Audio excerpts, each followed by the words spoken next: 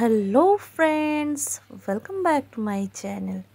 স্বাদে আহারে বাহারেতে আজ নিয়ে এসেছি কলা পাতায় কাতলা মাছের একটা দুর্দান্ত রেসিপিটি কেমন হলো সেটা জানতে হলে কিন্তু পুরো রেসিপিটি মন দিয়ে দেখতে হবে। এই রেসিপির জন্য আমি প্রথমেই নিয়ে নিয়েছি বেশ ভালো ভালো সুন্দর দেখে কলা পাতা, এবং এই কলা পাতাটাকে ভালো করে কেটে সাইজ করে নিতে হবে।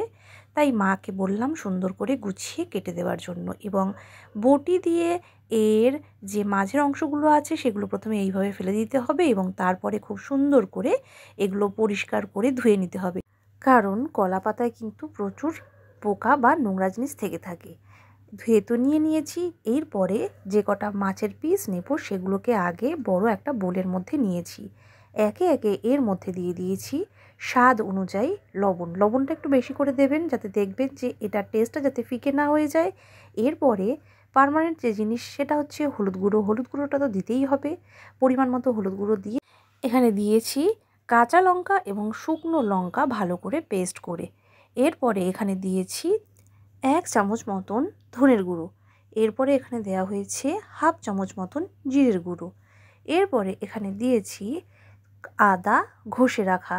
আদাটাকে খুব ভালো করে পেস্ট করে নিই, যেহেতু এটা এইভাবে রান্না করা হচ্ছে তাই আদা আর রসুনটাকে একটু ভালো করে ছেঁচেই কিন্তু এর মধ্যে ইউজ করেছি। এরপরে বেশ কিছুটা পেঁয়াজ কুচি করে রেখেছিলাম, সেই পেঁয়াজটা এর মধ্যে দিয়ে দিয়েছি। এখানে আমি প্রায় 3টে বড় পেঁয়াজ কুচি নিয়েছি। এরপর এর মধ্যে নেওয়া হয়েছে টমেটো কুচি। এখানে একটা বড় দেখে টমেটো আমি কুচি করে রেখেছিলাম এবং সেটি এর মধ্যে দিয়ে দিতে হবে। টমেটোটা কিন্তু কালারের জন্য দিলে এবং এর টেস্টটাও কিন্তু বাড়াবে, তাই টমেটোটা কিন্তু স্কিপ করবেন না। এরপরে অল্প করে কুচি করে রাখা ধনেপাতা দিয়েছি এবং দিয়েছি সানরাইজের শাহি গরম মশলা। গরম মশলাটা দিলে এটার টেস্টটা বেড়ে যাবে আরও অনেক গুণ। এরপরে খুব ভালো করে এটাকে মেখে নিতে হবে। পেঁয়াজ, টমেটো আর অন্যান্য মশলাগুলো যাতে একটু নরম হয়ে যায় সেই জন্য হাতের সাহায্যে বেশ কিছুক্ষণ মাখিয়ে নিতে হবে। যতক্ষণ না পেঁয়াজগুলো একটু সফট হয়ে যাচ্ছে বা টমেটোটা একটু সফট হয়ে যাচ্ছে ততক্ষণ মাখিয়ে নিতে হবে। এরপরে বেশ কিছুটা তেল আমি একেবারে দেব না, বারে বারে অল্প অল্প করে দিয়ে মাখিয়ে নেব।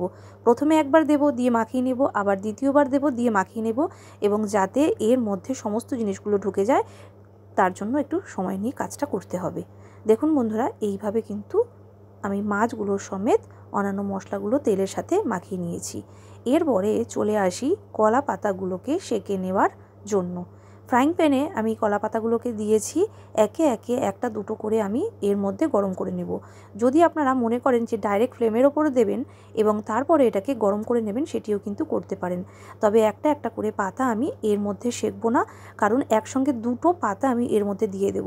যেহেতু এই প্রসেসটা একটু লেন্দি প্রসেস এবং অনেকক্ষণ ধরে কড়াইয়ের মধ্যে মাছটা সেদ্ধ হওয়ার জন্য ফেলে রাখতে হবে, তাই একসঙ্গে 2-3টে পাতা দিয়ে তারপরেই কিন্তু মাছটাকে আমি এর মধ্যে দেব। পাতাগুলোকে খুব ভালো করে সেঁকে নিতে হবে, না হলে কিন্তু এগুলো ফেটে যাওয়ার চান্সটা অনেকটা থাকবে। নিচের রোস্ট করা পাতাটাকে উপর দিকে দিয়ে দিয়েছি এবং এরপরে আরও একটা পাতা সেঁকে নিয়ে তার উপরে মাছগুলো একটা একটা করে দিয়ে দেব। শুধুমাত্র মাছগুলো দিলেই হবে না, যে মশলাগুলো এর মধ্যে মাখিয়েছি সেই মশলাগুলো কিন্তু উপর থেকে ছড়িয়ে দিতে হবে। আমি একটা করে ফ্রাইং প্যানে 3-4টে মাছ দিয়েছি। প্রথম যে ফ্রাইং প্যানটা ছিল সেটা এইভাবে করে দিয়েছি এবং দ্বিতীয় ফ্রাইং প্যানটাতেও কিন্তু এইভাবে করেছি। তারপরে দেখুন এইভাবে উপর থেকে সর্ষের তেল একটু ছড়িয়ে দিতে হবে, যাতে এটার যে স্মেলটা আছে সেই স্মেলটা খুব ভালোভাবে ছড়ায়।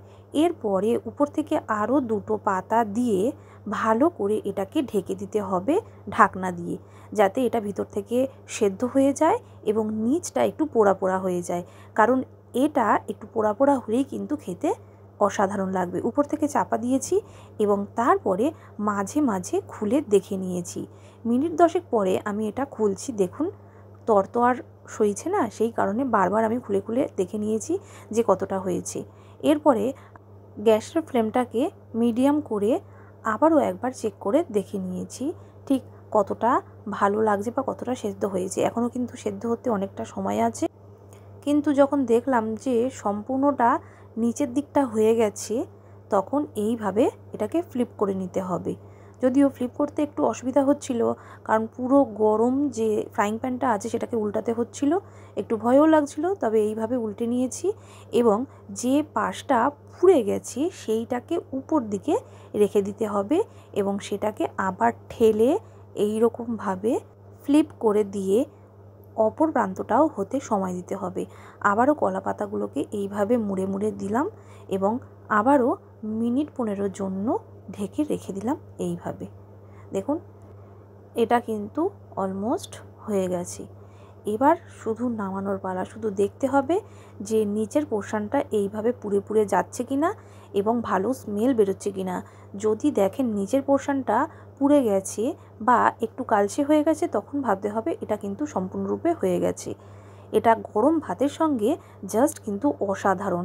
এই রকমভাবে যদি আপনারা রুই মাছ বা কাতলা মাছ কলা পাতায় মুড়ে পাতুরির মতন করে খান, তাহলে কিন্তু এটা টেস্ট জাস্ট অসম্ভব হবে। যদি না খেয়ে থাকেন তাহলে অবশ্যই একবার বানিয়ে নেবেন। কেমন লাগলো আজকের রেসিপিটা অবশ্যই কমেন্ট করে জানাবেন। ভালো লাগলে লাইক, কমেন্ট, শেয়ার আর সাবস্ক্রাইব বাটনটি প্লিজ প্রেস করে দেবেন। আর আপনাদের কাছে নতুন যদি কোনো রেসিপির খোঁজ থেকে থাকে আমাকে কিন্তু জানাবেন। আর এই রেসিপিটা আগে যদি কখনো করে থাকেন বা অন্য রকমভাবে যদি করে থাকেন তাহলেও কিন্তু আমাকে জানাতে একেবারেই ভুলবেন না। অনেক রেসিপি দেখার জন্য আমার চ্যানেলটিকে সাবস্ক্রাইব করবেন। আজকের মতন এটুকুই। So bye bye friends.